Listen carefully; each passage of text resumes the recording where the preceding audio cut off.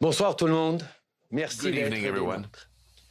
Je suis ici pour annoncer I'm here que Jody Wilson-Raybould to announce et Jane Philpott that Jody ne sont plus Wilson-Raybould membres du caucus and Jane libéral. Philpott are no Jody longer Wilson-Raybould members and of Jane the caucus. Philpott are no longer members of the Liberal caucus. The trust that previously existed between these two individuals and our team has been broken.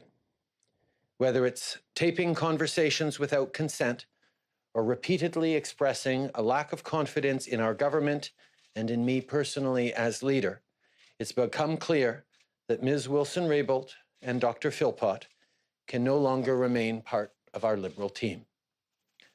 Au courant de la journée, During the les day, caucus régionaux se sont rencontrés regional pour discuter caucus de la met situation to et les discuss prochaines étapes the à suivre. situation and the next J'ai ensuite steps. rencontré des présidents des I différents then caucus met qui m'ont fait part de leurs the discussions presidents of avant caucus de m'entretenir avec le before président du caucus national, talking le to whip the en chef national du caucus gouvernement et la president whip adjointe. and the whip. C'est suite à ces discussions After these durant discussions, lesquelles on m'a fait part de la volonté du where caucus que j'ai I pris la was décision advised of the volunteer of the d'expulser Jody caucus Wilson-Raybould to et Jane Philpott de notre équipe. expel Jody Wilson-Raybould Earlier and today, Jane Philpott from I our met team. with caucus executive and leadership to hear the will of caucus.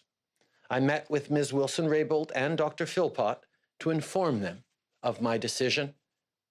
I just met with National Caucus, and now I'm addressing media and Canadians. I'd like to explain why I've made this decision and speak to the important work ahead of us. This has been a difficult few weeks for our government and for our Liberal team.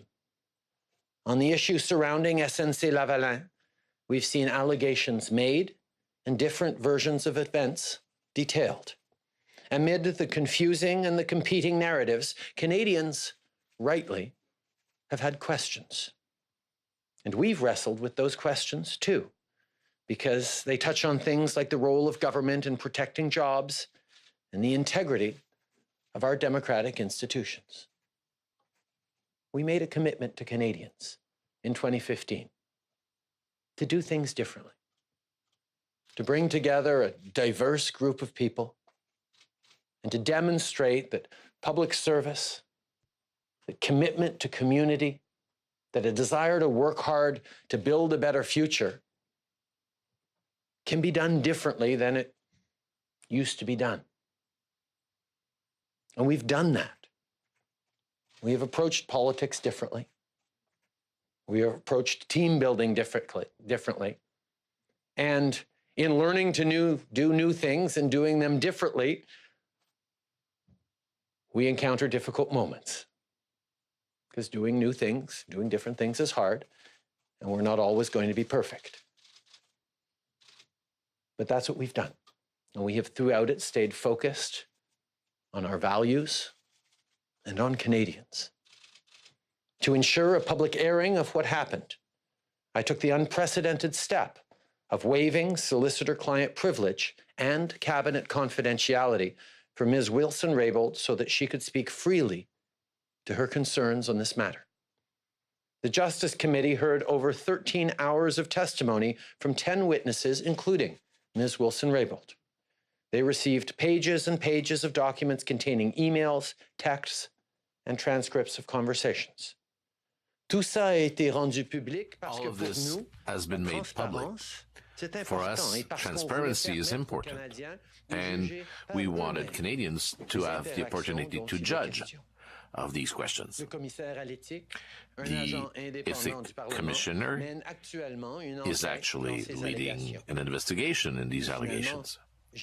Finally, I've named a former Vice Prime Minister, Anne McLaren, a special counselor, and asked her to examine the questions that have been raised, including the relation between the federal government and the General Attorney.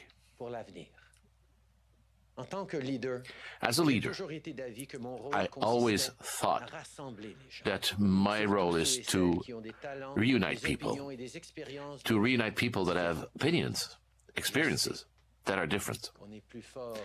I know that we're better united than divided, because that diversity of opinion is rooted inside of us. When we were elected in 2015, we won because we stood together as a team, which was, to be frank, a change from past iterations of this party. The old Liberal Party was notorious for infighting. People on the same team used to identify themselves not as liberals, but as hyphenated liberals. My leadership was a commitment to change that. Civil wars within parties are incredibly damaging because they signal to Canadians that we care more about ourselves than we do about them. That's why I made the difficult decision to remove Ms. Wilson-Raybould and Dr. Philpott from the Liberal caucus. We've taken every effort to address their concerns. But ultimately, if they can't honestly say that they have confidence in this team, despite weeks of testimony, face-to-face conversations, and phone calls with myself and other members of caucus, then they cannot be part of this team.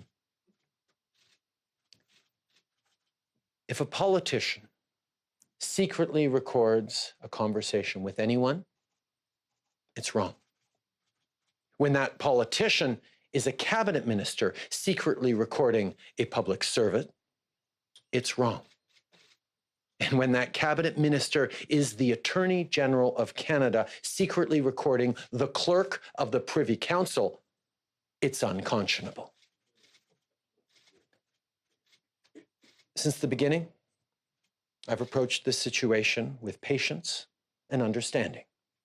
My rationale has been that real change is hard, and so it requires patience and it requires understanding. But being a member of caucus comes with both rights and responsibilities. The team has to trust each other. And with Jody Wilson-Raybould and Jane Philpott, that trust has been broken. Our political opponents win when Liberals are divided. We can't afford to make that mistake. Canadians are counting on us.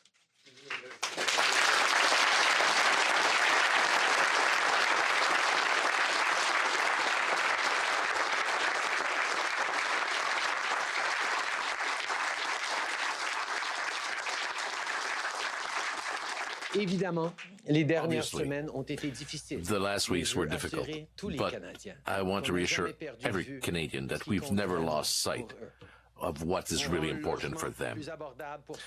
Having more affordable housing, giving time and money to workers to go back to school, to perfect their competences. We are putting basis of national after the attempts in Christchurch. We're also fighting against weapons so that all Canadians feel secure at home.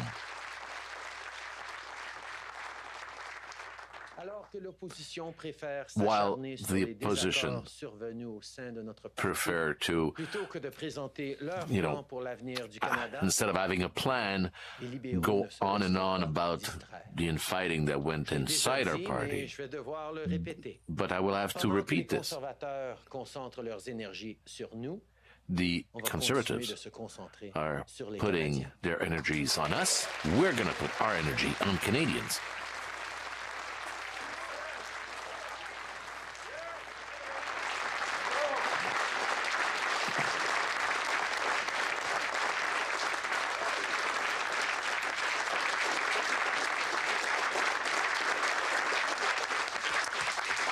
The next election is around the corner, and the stakes are high.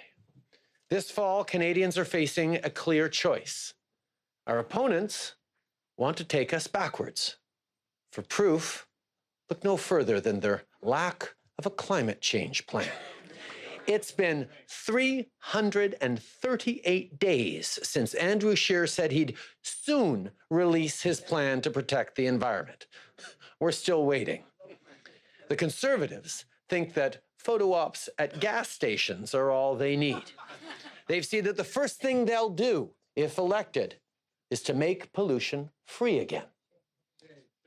But what Canadians really want, like their parents and grandparents before them, is progress. Canadians want fairness and equality. They want to have their kids breathe clean air and have safe drinking water. They want to live in a country that protects minorities and stands up against intolerance. And they want to know that in a changing economy, their government will have their back and invest in their success. This is what this year's election is all about. This is what's on the line. Our government has made some tremendous progress over the last few years for seniors, for families, for students, for workers, and for newcomers. And we have always fought to create and protect jobs, and we will never apologize for doing so.